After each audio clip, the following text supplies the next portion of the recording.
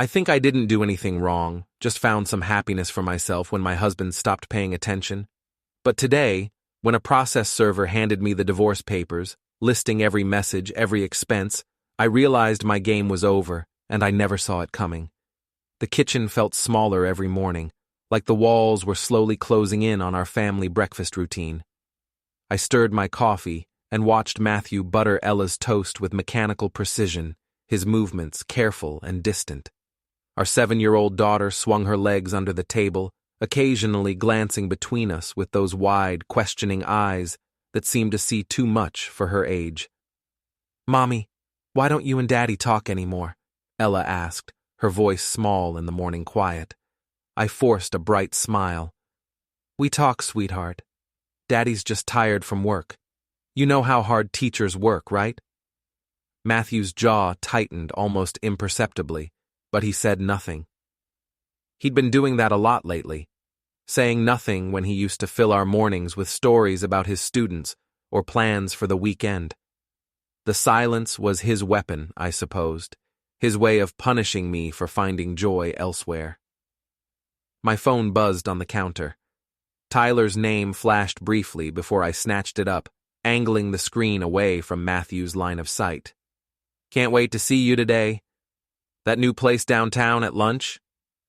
A flutter of excitement ran through me, the kind I hadn't felt at this breakfast table in years.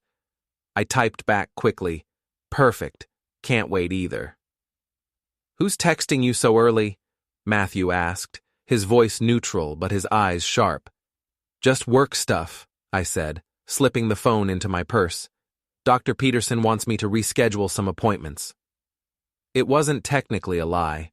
I did work at Dr. Peterson's dental office, and I would probably have to reschedule something today.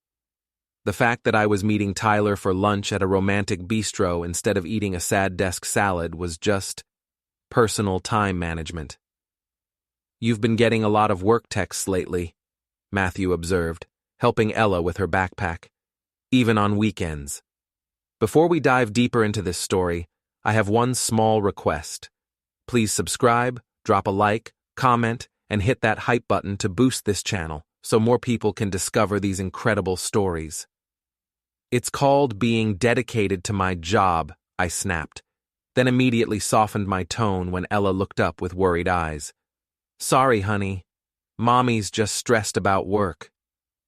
Matthew drove Ella to school, another new routine that had developed over the past few months. He claimed it was to spend more time with her, but I knew it was really because he didn't trust me to be alone in the mornings, as if I was going to run off with Tyler at 7 a.m. Later that evening, we sat around my in-laws' dinner table, the familiar tension crackling between everyone.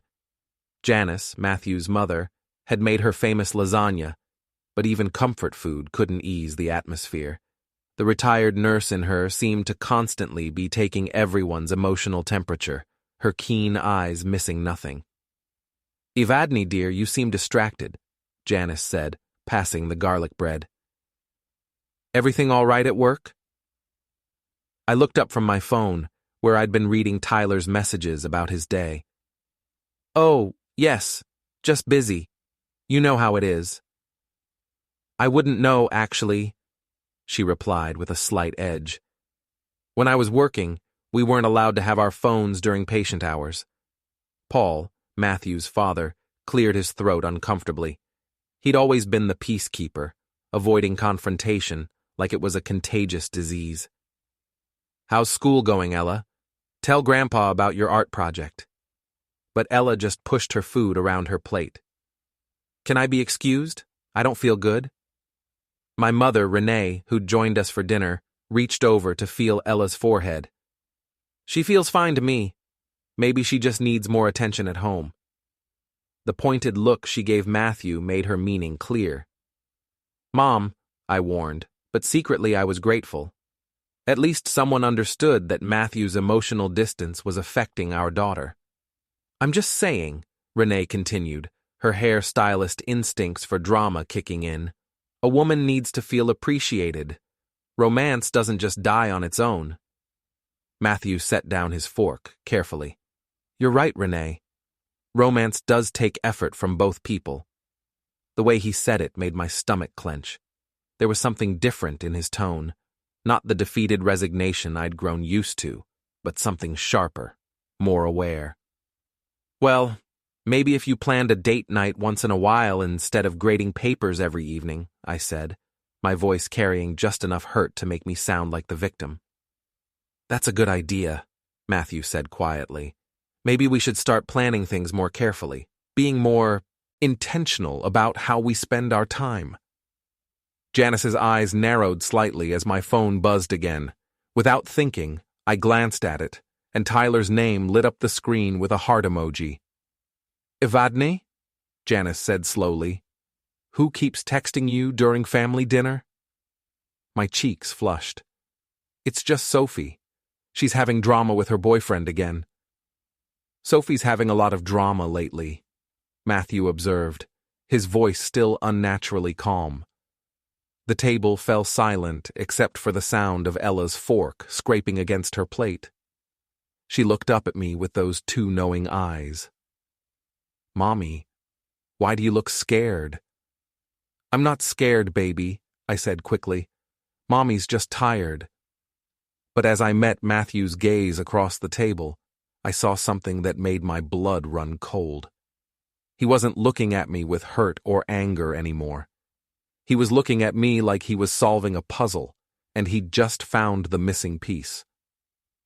The Bella Vista restaurant had become our regular spot, tucked away on the far side of town where I was unlikely to run into anyone from Matthew's school or the dental office. Tyler looked handsome in his navy suit, fresh from a client meeting, his pharmaceutical sales charm on full display as he ordered wine for both of us. You look stressed, he said, reaching across the table to touch my hand. Everything okay at home? I sighed, letting myself sink into the familiar comfort of being Tyler's focus. Matthew's been acting weird, asking questions about my schedule, checking my phone when he thinks I'm not looking. It's like he doesn't trust me. That sounds controlling, Tyler said, his thumb tracing circles on my palm. You deserve better than that. I know, right? The validation felt like warm honey in my chest. I mean, I'm allowed to have a life outside of our marriage. I'm allowed to have friends. Tyler smiled, but I caught something flickering in his eyes, a distance that hadn't been there a few months ago. Of course you are. You're an amazing woman, Evadne. You should be with someone who appreciates that. We talked for an hour about everything except the elephant in the room, what exactly we were doing and where it was going. Tyler had a gift for making me feel special without making any actual promises, and I'd learned not to push for more than he was willing to give. Back at the dental office, I floated through the afternoon on a cloud of Tyler's attention. Dr. Peterson's practice was small and usually quiet, which gave me plenty of time to text and daydream between patient appointments. You're glowing today, said Marie, one of the dental hygienists, as she passed my reception desk. New skincare routine? Something like that, I replied, unable to suppress my smile. But my good mood evaporated when I returned from the bathroom to find my phone missing from its usual spot beside my keyboard. I searched frantically through my purse and desk drawers before finding it plugged into the charger in the break room, exactly where I never left it. Did anyone move my phone? I asked the office, trying to keep my voice casual. Oh, that was me, said Janet, the other receptionist. It was beeping with notifications and the screen was lighting up. I thought you'd want it charged. My hand shook slightly as I unlocked the screen. Tyler had sent 3 messages during my bathroom break, including one with a photo of the wine bottle from lunch and the caption, "Already missing you, beautiful." Had Janet seen them?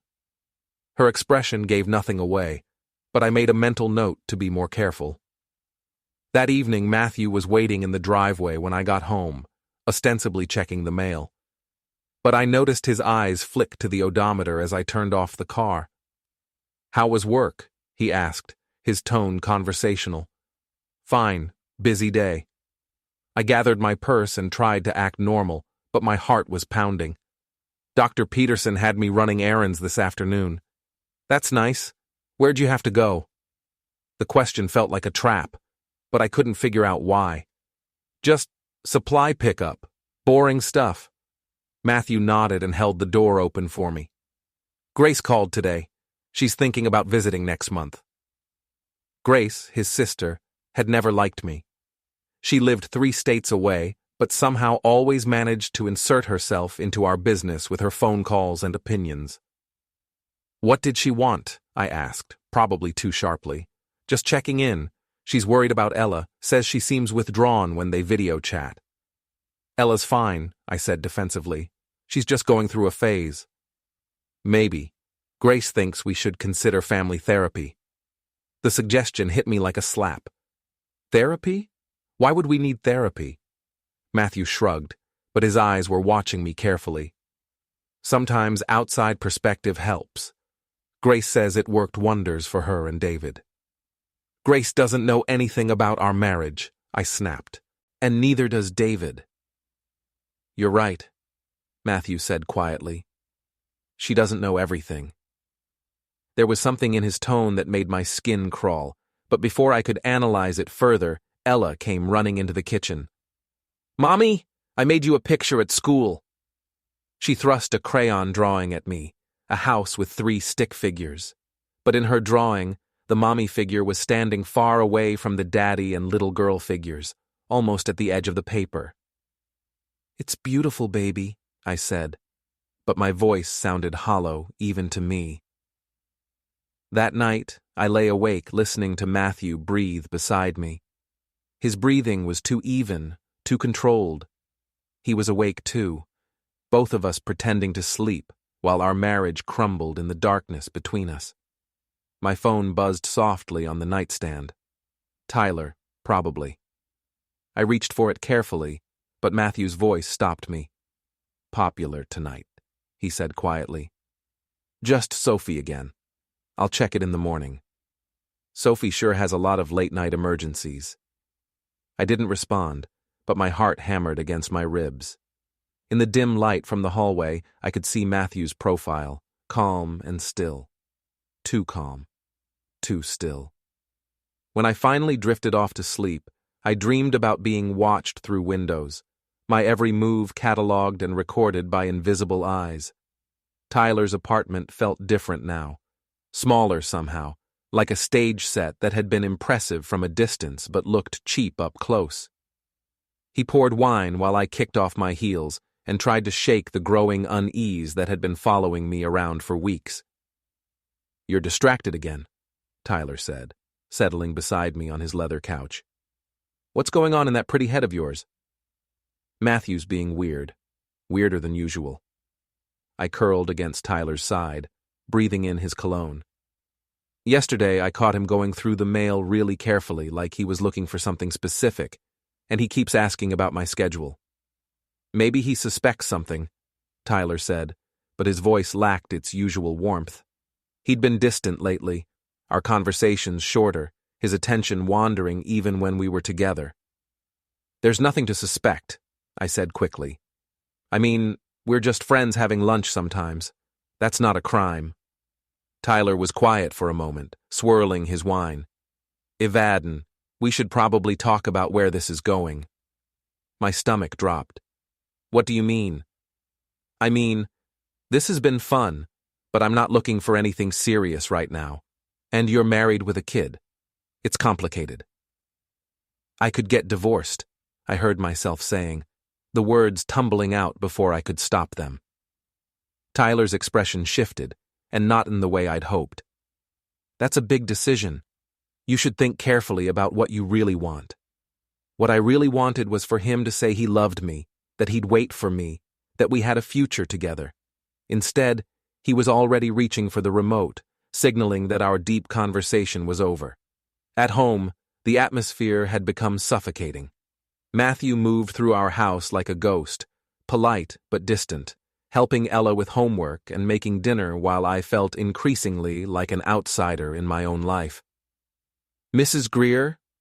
Ella's teacher, Ms. Rodriguez, called me aside during pickup one afternoon. I wanted to check in about Ella. She's been having some trouble concentrating lately, and yesterday she got upset during our family unit discussion. Upset how? She said that families were supposed to love each other, but sometimes mommies and daddies just pretend. It was quite mature for a 7-year-old, and honestly, it concerned me. Heat flooded my cheeks. She's just going through a phase. Kids say things. Of course. I just wanted you to know in case there's anything going on at home that might be affecting her. That evening, I cornered Matthew in our bedroom. Ella's teacher thinks something's wrong at home. She's asking questions. Matthew looked up from the stack of papers he was grading. What kind of questions? About our family, about whether we love each other. My voice cracked slightly. Matthew, you're making our daughter think we don't love each other. Am I? His voice was maddeningly calm. What makes you think it's me? Because you've been acting like a stranger for months. You barely talk to me. You don't touch me. You watch me like I'm some kind of criminal. When did you start caring whether I touch you or not? The question hung in the air like a blade. Because the truth was, I hadn't cared. I'd been getting my affection elsewhere, and we both knew it. That's not fair, I whispered. Isn't it? Matthew set down his pen and looked at me directly for the first time in weeks. When's the last time you initiated any kind of intimacy with me? When's the last time you asked about my day and actually listened to the answer? But I couldn't finish the sentence because I couldn't remember. I'm not making Ella think we don't love each other, Evadne. I'm just not pretending anymore that we do. The words hit me like a physical blow. So that's it? You're just giving up on us? I gave up when you did, Matthew said quietly. I just took longer to admit it. That night, I called Tyler from my car in the grocery store parking lot, tears streaming down my face. He's being so cruel, I sobbed. He's trying to make me feel crazy, like everything is my fault. Maybe you should take a break from this, Tyler said, and I could hear the discomfort in his voice. Focus on your family for a while. I thought you cared about me. I do care about you. That's why I think you need to figure out what you really want before someone gets hurt. Someone's already hurt, I said, but he'd already hung up. When I got home, Matthew was sitting at the kitchen table with a manila folder beside him, his laptop open. He looked up when I walked in, and for a moment, something passed between us. A recognition that we'd reached a point of no return. We need to talk, he said. The folder seemed to pulse with menace in my peripheral vision. I wanted to run, to grab Ella and disappear, to rewind the last 2 years and make different choices. Instead, I sat down across from my husband and waited for my world to end. The family barbecue at Paul and Janice's house should have been a pleasant summer evening, but I could feel the tension crackling like electricity before we even got out of the car. Ella clung to my hand as we walked up the familiar driveway, her small fingers sweaty with anxiety she was too young to understand. Remember what we talked about, Matthew said quietly as we approached the front door. Let's try to keep things normal for Ella. Normal. As if anything about our life was normal anymore. Renee was already holding court in the kitchen when we arrived, her voice carrying over the sound of sizzling burgers on the back patio. I'm just saying marriage takes work from both people. You can't expect a woman to be happy if she's being ignored. My mother had never been subtle, but lately she'd made defending me her personal crusade. It was gratifying to have someone in my corner, even if her support sometimes felt more like ammunition. Hi, Mom, I said, accepting her fierce hug. Thanks for coming. Of course, baby. Someone needs to look out for you. Janice appeared in the doorway, her smile tight.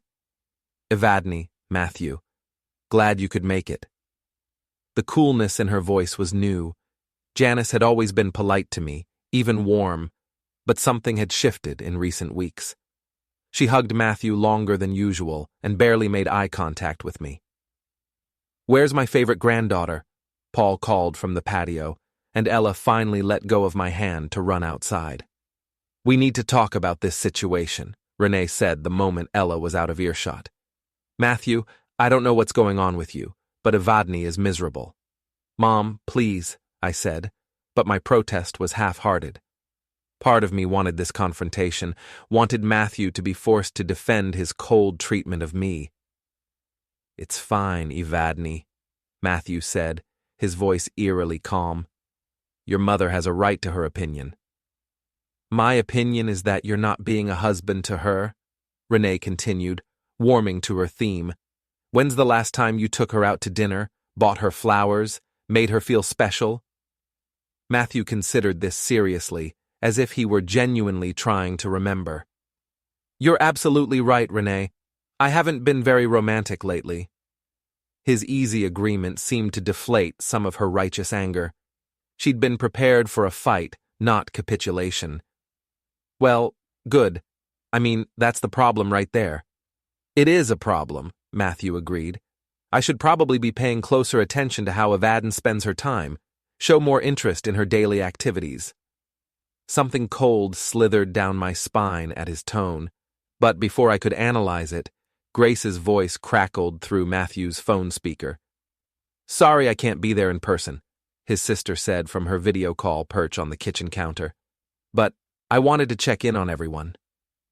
Grace's pixelated face was annoyingly sympathetic as she looked between Matthew and me. "How are you holding up, Matt?" "I'm fine," Matthew said.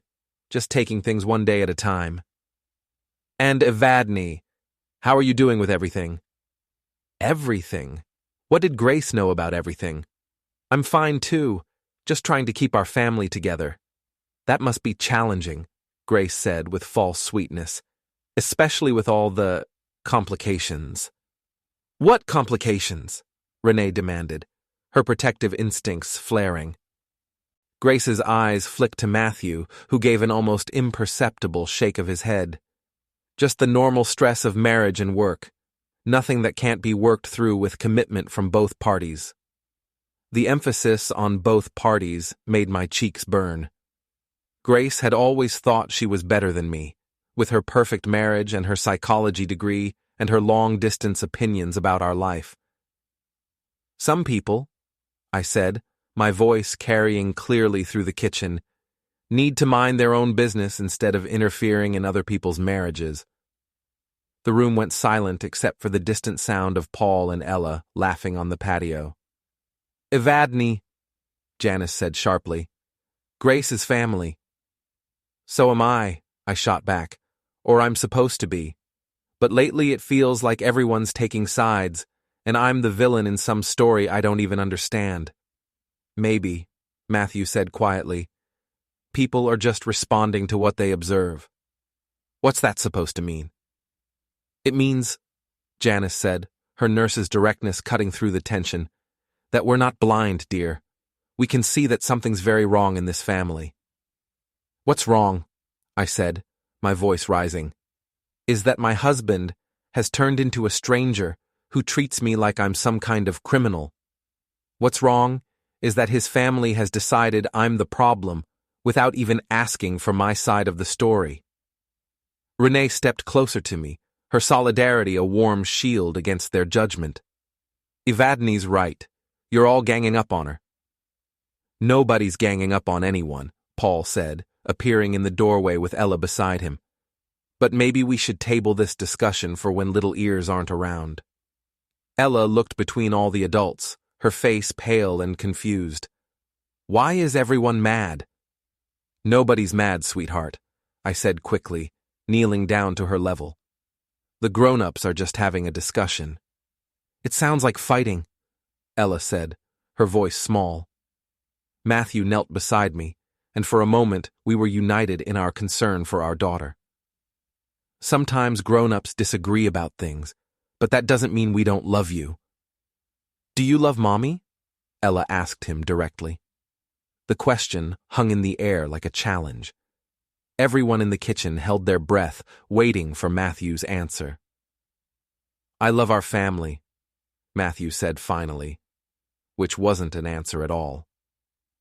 Later, as we gathered around the patio table for dinner, the forced normalcy felt like a performance. Grace had ended her video call. Renee was making pointed comments about men who don't appreciate what they have, and Janice was serving potato salad with surgical precision. I think, I announced, my voice carrying over the awkward small talk, everyone needs to understand something. I'm not the villain here. I'm just a woman who's been trying to find some happiness while her husband checks out of their marriage. Matthew looked at me across the table, and for the first time in months, I saw real emotion in his eyes. But it wasn't the hurt or anger I expected. It was something that looked almost like pity. You're right, Evadne, he said. You should be happy. Everyone deserves that. He stood up from the table, kissed Ella's forehead, and walked toward the house. I'm going to head home early. I have some things to take care of. As his car pulled out of the driveway, I felt a hollow victory. I'd made my point, defended myself, shown everyone that I wasn't going to be the scapegoat for our marriage problems. But later that night, when I found Matthew quietly packing a suitcase in our bedroom, I realized that winning an argument and winning a war were two very different things. Where are you going? I asked, my voice smaller than I intended. I'm going to stay at my parents' house for a while, Matthew said, without looking up from his careful folding. I think we both need some space to figure things out. You can't just leave. What about Ella? I'll see Ella every day. I'll pick her up from school, help with homework, tuck her in at night. The only thing that's changing is where I sleep. Matthew, please, we can work this out. He paused in his packing and looked at me directly. Can we, Evadne? Can we really? I opened my mouth to say yes, of course we could, but the words died in my throat, because working it out would mean giving up Tyler and facing the truth about what I'd been doing and admitting that maybe I wasn't the victim in this story after all. Matthew nodded as if my silence had answered his question. He zipped up the suitcase and walked toward the door. I'll come by tomorrow to talk to Ella, he said. We should probably discuss how to handle this with her. After he left, I sat on our bed surrounded by the debris of our marriage, his empty dresser drawers, the indent in his pillow, the silence that felt more like an ending than a beginning. I'd thought I was winning, but as I looked around our bedroom, I realized I might have been playing the wrong game entirely. It looks like... I started, but my throat tightened. Every pair of eyes in the room was on me. Matthew's, cold and unreadable. Patricia's, sharp and patient. Even Bob's, wide with disbelief. It looks like a woman who was lonely, who felt unseen in her own marriage, and found comfort in someone who actually cared. Patricia's tone didn't waver. It looks like adultery, which, as you know, has direct consequences in this state regarding both custody and asset division. The word adultery seemed to echo through the bland beige room like a gunshot. Asset division? I repeated faintly. Patricia opened another folder. Given the evidence of marital misconduct, my client is entitled to a larger share of community property. Mr. Greer is prepared to be generous, but Mrs. Greer should understand that her decisions have financial repercussions. This is blackmail, I said, my voice breaking. You're trying to humiliate me. This is documentation, Matthew said, his tone low but firm. 2 years' worth. Every late night, every lie, every time you made me question my sanity for suspecting what was obvious. I never meant for it to happen, I whispered. It just did. Affairs don't just happen, Patricia said smoothly. They're deliberate actions, repeated choices, and according to these records, you made them for over 2 years. Bob cleared his throat, clearly rattled. Maybe we should take a short break. I need to speak with my client. In the hallway, his disappointment hit harder than any accusation. Evadne, he said quietly, why didn't you tell me about this? Because it's not relevant, I said quickly. People make mistakes. It doesn't mean I'm a bad mother. It makes you look irresponsible, he replied, his tone grim. And that's all the judge will see. There are hotel receipts on the family credit card, Evadne. This isn't just an affair. It's a pattern of deception. I felt sick. I hadn't thought about receipts or shared accounts. I hadn't thought about anything beyond the thrill of feeling wanted again. What do? I asked. Take their deal, Bob said flatly. If this goes to court, you'll lose custody, maybe even supervised visitation. They've built a meticulous case, and it's airtight. When we went back inside, Patricia already had a draft agreement prepared. The words blurred as I read them. Primary custody to Matthew, visitation for me, an unequal split of assets in consideration of marital misconduct. I need time, I said weakly. Of course, Patricia replied. Just remember, our custody evaluator meets with Mrs. Greer next Tuesday. I suggest she be prepared to discuss her plans for maintaining stability for the child. As I gathered my things, Matthew finally looked at me. His voice was steady, almost gentle. I never wanted this, Evadne. I just wanted you to choose us. I did choose us, I said, but the words felt weightless, stripped of conviction. He shook his head. No, you chose yourself. That night I sat in our quiet house, his house now, surrounded by the evidence of my own undoing. Phone bills, receipts, messages that read like confessions. I called Tyler. No answer. Drove by his building. No car. He was gone. I'd given up everything for something that had never existed beyond the illusion I'd built around it. When the process server knocked the next morning with official papers, I signed them mechanically. Across the street, Mrs. Patterson watched from behind her curtains, the way people do when tragedy arrives at their neighbor's door. By nightfall, I'd lost my marriage, my home, and soon my daughter. I thought I'd been clever, juggling lies, controlling the narrative. But Matthew had been quietly documenting the truth the entire time. He hadn't been paranoid, he'd been preparing. And as I stared at the divorce papers in my hands, I realized I'd never really been the victim. I'd just been the evidence. It looks like... I tried to hold my voice steady, to sound rational, misunderstood, anything but guilty. It looks like a woman who was lonely and neglected finding someone who cared about her feelings. It looks like adultery, Patricia said flatly, which, in this state, affects both custody and asset division. The room tilted slightly. Asset division? She didn't even blink. Given the evidence of marital misconduct, my client is entitled to a larger share of community property. We're willing to be reasonable, but Mrs. Greer should understand. Her choices have consequences. This is blackmail, I said, hearing the tremor in my voice. This is documentation, Matthew replied, calm, composed, unshakable. 2 years of lies, Evadne. 2 years of you making me feel crazy for noticing what was right in front of me. I never meant for it to happen, I whispered. Patricia didn't even look up from her papers. Affairs don't happen. They're choices, and your client made them for 2 years straight. Bob asked for a break, and outside the room, the weight of his disappointment was unbearable. Why didn't you tell me? Because it doesn't make me a bad mother, I said weakly. It makes you look like one, he snapped. Hotel receipts on the family card, Evadne. You left a paper trail a mile wide. The shame was suffocating. I asked what my options were, and Bob didn't sugarcoat it. Take the deal. If this goes to court, you could lose custody. Completely. You don't want that. Back inside, Patricia slid a document across the table. Terms that spelled out the end of my life as I knew it. Primary custody to Matthew. Generous visitation for me. Unequal assets. Counseling. Monitoring. I need time, I said. Of course, Patricia said smoothly. Just remember, the custody evaluation starts next week.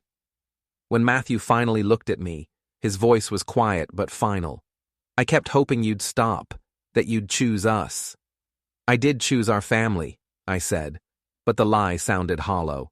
He shook his head. No, you chose yourself. Every single time. That night, the house felt haunted by our arguments, by the laughter that used to echo down the hallway, by the ghost of the person I'd been before I decided I deserved more. I called Tyler. No answer. Drove by his building. No car. It struck me, with cruel clarity, that I didn't really know him at all. I'd given up everything real for a man who'd never been real to begin with. The next morning, a process server knocked. The divorce papers were official now. I signed them under the watchful eyes of my neighbor across the street. By evening, everyone would know. By next week, Ella would start asking questions I couldn't answer. I thought I'd been clever, managing 2 lives, controlling the narrative. But as I sat in the wreckage of my own making, I saw the truth. Matthew hadn't been passive. He'd been patient. While I was building illusions, he was gathering proof. He'd played the long game. And he'd won. All I had left were the ruins. And the slow, dawning realization that every lie I'd told to feel free had only built the walls of my own cage. The family courthouse smelled like floor wax and endings. I sat outside Judge Morrison's courtroom, palms slick, notes trembling in my lap. Across the hall, Matthew stood beside his lawyer, calm, composed, carrying the weight of months of evidence I already knew would bury me. When the hearing began, Patricia Chen's voice was steady, ruthless. Your Honor, we're seeking primary custody for Mr. Greer, based on clear evidence of Mrs. Greer's infidelity and the destabilizing effect on the child. The screen flickered to life. Photos, receipts, text messages, all the fragments of my double life displayed for the court to see. Bob objected half-heartedly, but the judge barely looked up. Overruled. Continue. Then came Matthew. He didn't sound angry, just exhausted.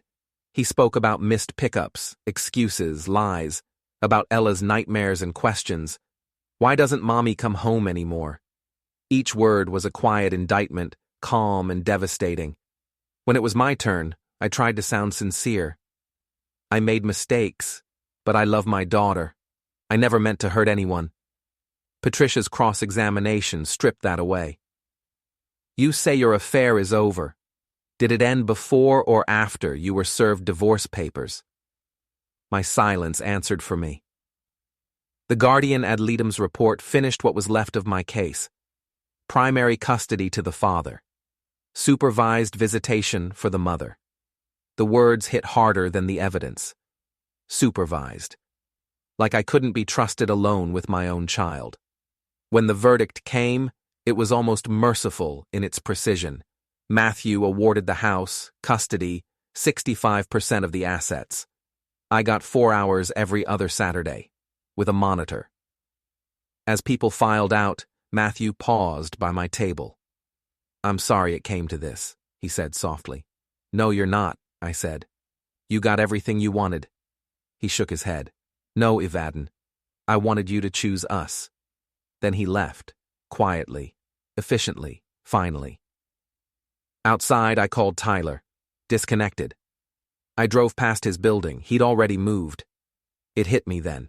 I'd traded everything real for something that had never been real at all. While I'd been chasing adrenaline and attention, Matthew had been building a case, and he'd won it flawlessly. The irony was brutal. I'd believed I was outsmarting everyone, living freely, untouchable. But freedom isn't what you get when you destroy everything that grounded you.